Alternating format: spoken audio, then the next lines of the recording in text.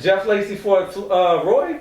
Right before that. It was the fight before that. It was the fight before that. The King of the Hook fight. Yeah, Captain Hook versus Left Hook. And yeah. I didn't want that fight. I didn't want that fight for Jeff. I didn't. I'm sure he probably didn't want to. Me and Jeff was amateurs together and roommates. And he had been wanting to fight Roy since like 1998. Damn, really? That's the fight he wanted. I didn't want it for him. I'm gonna get him. I said, okay. That was I made the fight. You match made that fight. I called Roy, told Roy he wanted it, had Jeff on the phone. Fight got made. How does that feel when two of your friends match up like that? I hate it. Cause they both your boys. Y'all tight. I hate tight with both. Are they tight? No.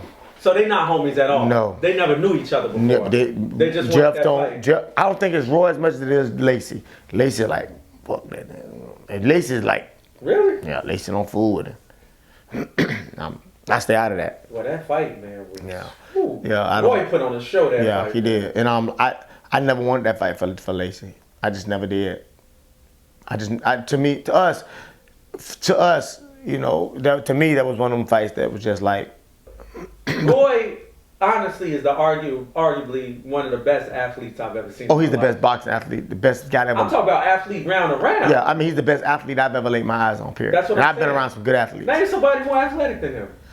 You could say there's some, but who? Bo Jackson. Deion Johnson. Prime time, I would say, is another one. Yeah, but other than that, Roy got to be the most athletic person. Gifted athlete, gifted. He's an athlete that happened to be a fighter. Yep. And Shane Mosley was an athlete that happened to be. He was a fighter that happened to be an athlete. Honestly, Roy probably could have played 3 or 4 different sports. Yeah. But he chose boxing. So I would say Roy is probably the greatest athlete. Yeah. Him, Primetime Sanders, Bo Jackson that I've seen. But I think that if I had to pick one of those athletes to fight for my life, it'd definitely be Roy. Of course. Definitely be Roy. Of course, but I'm saying, why did Jeff want the fight so bad? He was the dude. There's a photo of all of us together. Mm-hmm. Before y'all? No, there's a photo of all of us, all the fighters out of Florida together. Oh, okay. Roy, have you ever seen it? No. I think I have it somewhere. No, my phone is out there. So it's more like a King of Florida thing. He's one of the kings. I'm saying the fight. He is in the picture. He is the king. Okay, he got on the crown. Even with Tarver in the picture and everybody else, he's still the king. Well, out of Florida, he's the most dominant fighter ever. Out of Florida, yeah. One of the most dominant fighters ever. His dominance is as good as again. During his era, nobody, no denying it. He did what none of these other guys have done after him. Went to heavyweight, won it. Nah. He was undisputed. He was undisputed champion. You ain't have to just say he's the man because you say he's the man. He made sure he was the man. He had all the straps. Tell me who did that in this current era. Let's go back to my era with Mayweather and them. None of them did it. He did it. He was truly king of the hill. That was a special era, man. Yeah. Well, that's why I was so adamant about trying to win all the titles. For me, Winky Wright, king of the hill. Mm-hmm. We got multiple guys that was king of the hill. Tony Tarver, king of the hill. Glenn Johnson, king of the hill. Winky is very interesting to me because he started his career where he got a lot of popularity overseas. And then he came here and was making money and people didn't understand it because they didn't understand the following he had overseas. It was thick, man. Let me tell you something. I'm guilty. Winky's one of my favorite people. My daughter Jade, my youngest daughter, has been in love with Winky Wright since she was 3. She's been crushing on him since she was 3. I love him. Sit down, little girl, somewhere. And there's a picture of me, Jeff, Winky Wright, and Evander Holyfield. Me and Jeff was amateurs. Damn. Can you imagine that picture? Me, Winky Wright was WBO champion. Holyfield had just beat Tyson, and me and Jeff was fighting trying to get to the Olympics. Wow. Tell me that ain't some seriousness. That's some history right there. And I thought, man, Winky ain't no puncher. If you ain't no puncher, I really ain't want to watch you. And I didn't, man. If you want to knock out artist, you didn't finish the show. And one day somebody said, you got to watch Winky box. Watch what he does to guys. And as I watched him one day, I'm like, wow. And I turned off the sound because people they talk down about Winky. Yeah. I turned the sound down and I realized the dominance that this guy invoked on people. He was just so dominant. And I'm like, I told him, well, I hate you. I hate that you that good. I hated you that good. And I hated you that good. And I didn't see it. Yeah, Winky reminds me of like the Tim Duncan of boxing. Consistent. He shut down everything with fundamentals, man. Consistent. That straight. The only thing that was, even that straight. Can't stop it. No, you can't stop that straight front leg. Yup. And you know what he gonna do, but you can't. You can't stop it, man. And to love somebody the way, respect somebody the way I respect Winky Wright. Do I respect all the guys that came out of Florida with me? Because I know we had to go through to get there. We was from Florida. They weren't feeling us like that. You know what I'm saying? Between the boxing fans? They were the community, the boxing community as a whole. You know, because other than Roy, you know, you got Roy, then you got heavyweight Ray Mercer is from Jacksonville. Yeah. Then you got all these guys. We had to fight for our respect. So for me, I feel like I'm a part of one of the most respected. At one point, Florida dominated boxing in such a manner. Well, you had Roy, Antonio, Randall Bailey. Mercer was doing well. Randall Bailey. Smoke Gainer won titles. Nate Campbell. You had Vince Winky Phillips. Wright. Oh, I forgot about Vince Phillips from Florida, right? Yeah, Pensacola. Vince, he was living in Vegas. Three of the guys that are all time badasses from Florida came out of Roy Jones Jr.'s camp, basically. Wait, Vince came out of Roy? Yeah, Vince whooped what's the dude? Costa Zoo. Costa Zoo ass. Yeah, man. So you know, Florida. He was like 50 when he did that. He was older. He was a little older, and he was about. I'm 40. I'm 41. He's about our age now. Vince was probably in his 40s. I have to see, but I know Vince had struggled with dope and everything up to that point. Really? Dude, I know about that. Right hand, he would fire that right hand and tear your head off with it. The best right hand in boxing. Because I remember when he fought Hatton, they called him a miniature Rocky Marciano. Yeah, he could fight. Yeah. And he was probably about 50 then. He was old. And I'm not even saying this. At 40 years old, I walked up to Vince Phillips and hit him. Mm-hmm. His body was like hitting a wall. I'm like, and they always talked about his drug past, this and another. Vince Phillips' body was that of a god. That's right. I remember he put Pachito Bajada out of business. He hit him with like 1,200 punches or something. No, the one Pachito Bajada he got. Who was it he put out of business? Costa Zoo, he changed. No, it's another one he put out of business, man. He hit this dude with like 1,100 punches. I don't know if he was a monster. Who else was down in Florida with you? Tell me some stories of Florida fighters. Like David Santos, who was a contender. Right. We used to be sparring partners. I learned so much from Diamond Dave. But man, I mean, you had me, Jeff Lacey, you had Randall Bailey. Berto and Keith Thurman was kids. Oh my gosh, I wasn't even thinking of this generation. They was kids under us. They was JOs behind me and Jeff. So you used to see them alive? Yeah. As a matter of fact, they didn't want me to. Berto, look, man, you talking. I remember when Berto was a JO. I remember when Keith was a JO. Damn. Jeff was 17, we were teammates. What were they like in the amateurs? They were good kids, man. Berto was always so quiet and respectful and mannerable. Keith was always the same. And he had a trainer's name was Ben Getty. Ben Getty loved Keith. He always said that Keith was going to be champion. Really? Yeah, he died. He died some years before Keith turned pro, I think. Did you ever train with Ben Getty? I went over and sparred one of his fighters. Okay. I had to go over and beat the hell out of this kid named Gabriel Crizon. And Gabriel, Carlos D. The Tuesday night fights had this one of these monster boxing series. Mm-hmm. And Carlos Diaz was one of those guys that came through the amateurs with me. We fought in the amateurs. Dude, God bless him, he had a heart attack some months. Me and Edna Cherry fought in the amateurs. Wow. See, that's what I'm saying, man. That's it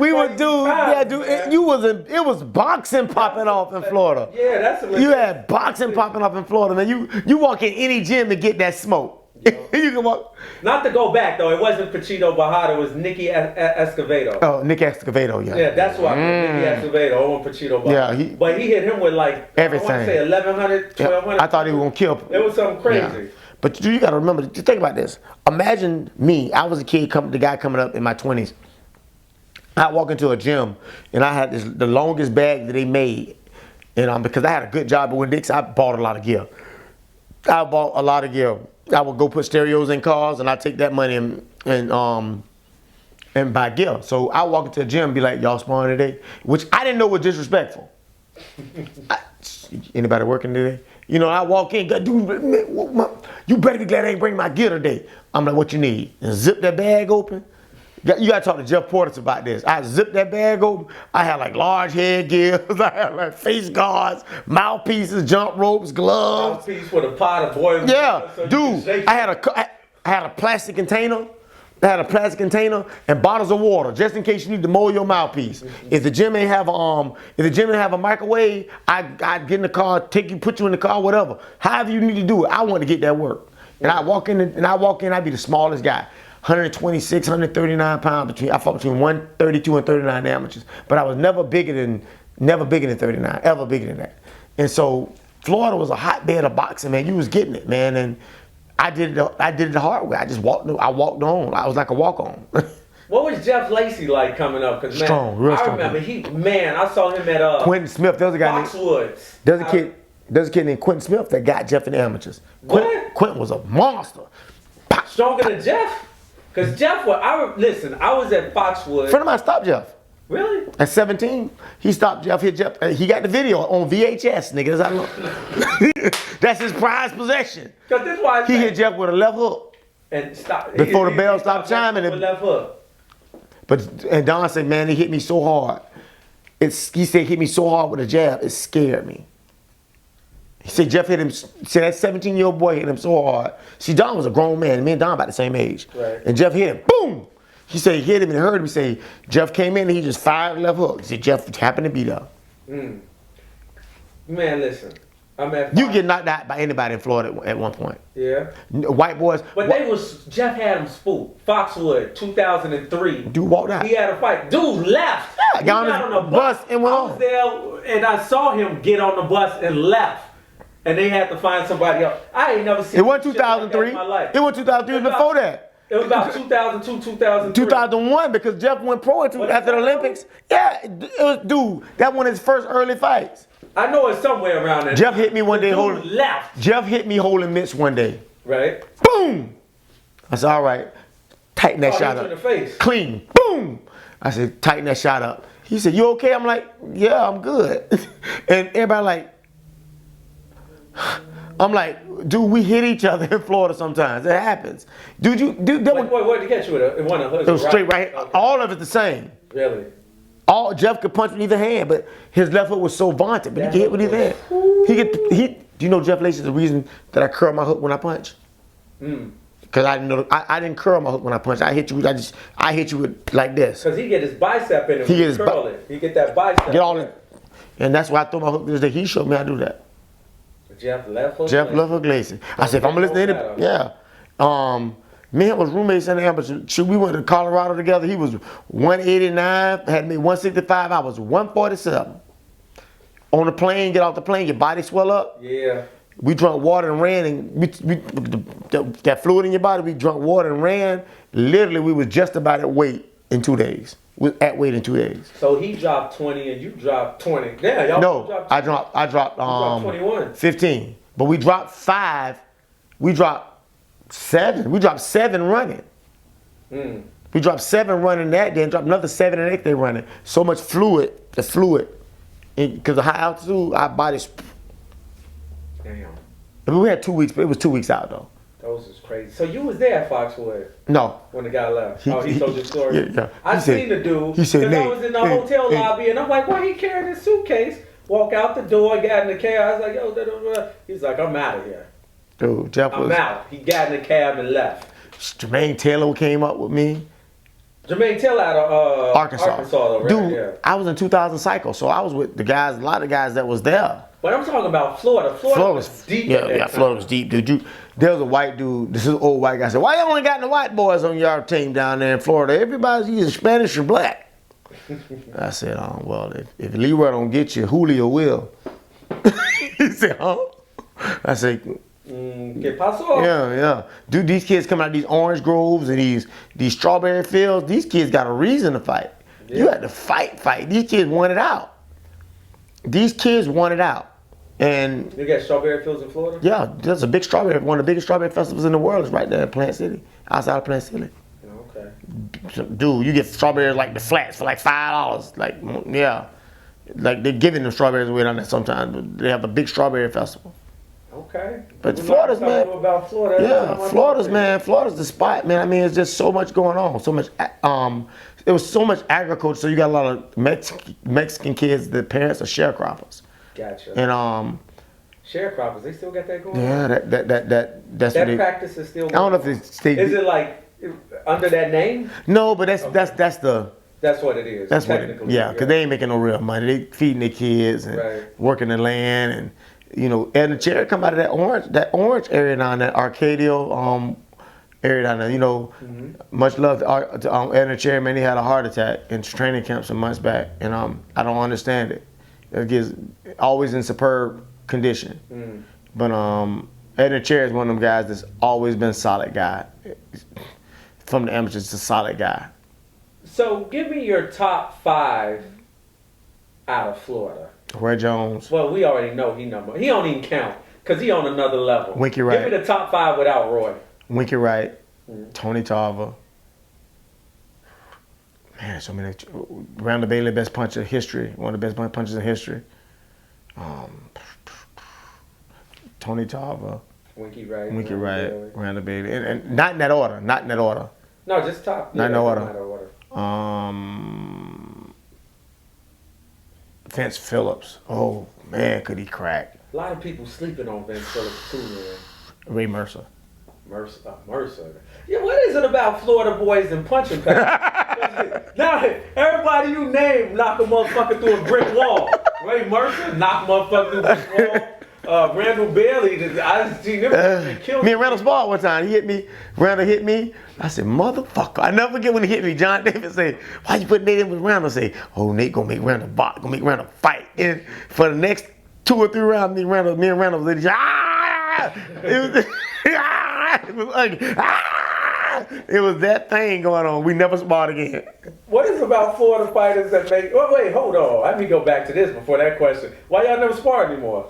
Dude, that was gonna kill each other. Yeah, Ron Johnson. That was gonna wreck each other. We'd have wrecked each other. We do because I can punch, he can punch, and people think, oh, Nate can't punch. Let me hit you.